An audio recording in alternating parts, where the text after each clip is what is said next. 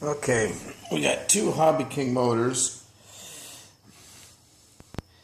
One is installed here. That one works fine. This one has bad bearings. With a prop on, it's a lot worse, but even without a prop, I can...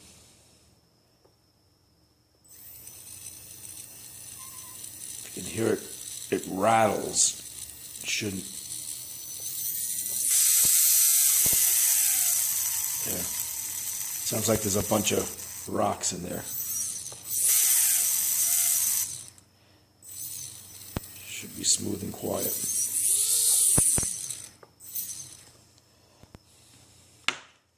Bad bearings. Brand new.